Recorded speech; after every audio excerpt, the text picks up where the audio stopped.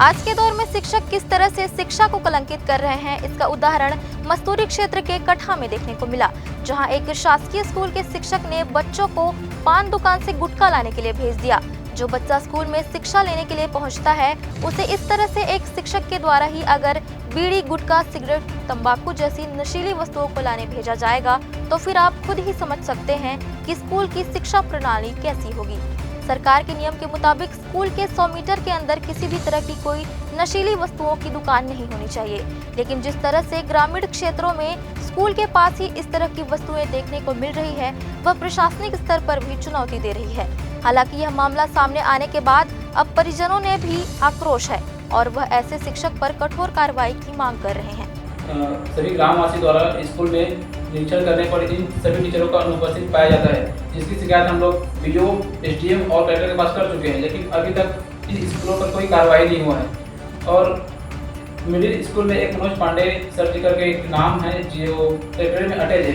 ग्रामवासियों का कहना है कि उस टीचर को यहाँ पे लाया जाए और इन्हीं स्कूलों के टीचर के द्वारा बच्चों से ही पास की दुकान में राजश्री, गुटखा जैसे नशीले पदार्थों को मंगाने के लिए बच्चों को ही भेजा जाता है। और यहाँ के शिक्षक जो है नशे की आदी हैं, जो बच्चों से ही नशे की पदार्थ, राजश्री, गुटखा जैसे आदि नशे के सामानों को बच्चों के द्वारा ही मंगाया जाता है। बिलासपुर में हवाई सेवा की शुरुआत होने के बाद यहाँ से सबसे पहले भोपाल और जबलपुर के लिए फ्लाइट शुरू की गई। उसके बाद धीरे धीरे विस्तार करते हुए बिलासपुर से कोलकाता, दिल्ली और जगदलपुर के लिए भी हवाई सेवा प्रारंभ हुई। अब बिलासपुर से हैदराबाद के लिए भी फ्लाइट शुरू होने वाली है। एयरलाइंस के द्वारा बिलासपुर एयरपोर्ट अथॉरिटी को कंफर्मेशन भेज दिया गया है, जिसके बाद आने वाले 2 से 3 महीने में बिलासपुर से हैदराबाद के लिए फ्लाइट सेवा शुरू हो जाएगी। हालांकि ये फ्लाइट बिलासपुर से जगदलपुर होते हुए हैदराबाद जाएगी। इसके अलावा उम्मीद की जा रही है कि जल्द ही बिलासपुर से मुंबई के लिए भी हवाई सेवा की शुरुआत हो सकती है। इसकी भी स्वीकृति जल्द मिलने वाली है। हालांकि बिलासपुर के हवाई सेवा यात्रियों की मांग है कि बिलासपुर से बेंगलुरु, चेन्नई और अन्य स्थानों के लिए भी सीधी फ्लाइट सेवा शुरू की जाए। बिलासपुर से हैदराबाद के लिए फ्लाइट हफ्ते में 3 दिन मंगलवार, गुरुवार और शनिवार को चलेगी। देखिए, बहुत लंबे समय से हम लोग ये मांग कर रहे थे कि देश के चारों दिशाओं में कम से कम एक महानगर तक सीधी उड़ान चालू हो। तो दिल्ली आज की डेट में सप्ताह में 2 दिन और 3 दिन सीधी उड़ान है। कलकत्ता सप्ताह में 2 दिन सीधी उड़ान है। हैदराबाद अभी समाचार मिला है कि फ़्लाइट चालू हो रही है अक्टूबर अंतिम सप्ताह से। हालांकि ये सीधी उड़ान नहीं है, जगदलपुर हो के जाएगी।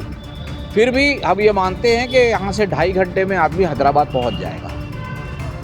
हैदराबाद बहुत आवश्यकता थी चिकित्सा के लिए, पढ़ाई लिखाई के लिए, और मैं तो ये कहूँगा कि पूरे दक्षिण भारत का द्वार है। किसी को चेन्नई जाना हो, त्रिवेंद्रम जाना हो, बेंगलोर जाना हो, हैदराबाद एयरपोर्ट में बेहतरीन कनेक्टिविटी है। तो ये हम इसका स्वागत करते हैं और हम ये मांग करते हैं कि ये हफ्ते में 3 दिन के बजाय प्रतिदिन चले, और जो अगला 4 दिन हो उसमें सीधा चलाने का प्रयास हो कि यहाँ से हैदराबाद सीधा जाए।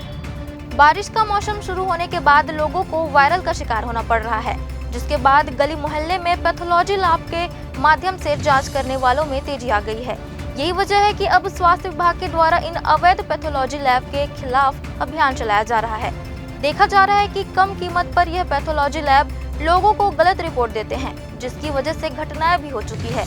अब स्वास्थ्य विभाग के द्वारा इन्हें सख्त निर्देश जारी किए गए हैं, जिसके तहत इस तरह की कोई भी बिना मान्यता प्राप्त पैथोलॉजी लैब अगर गली मोहल्ले में पाए जाते हैं तो उनके खिलाफ FIR दर्ज कराया जाएगा।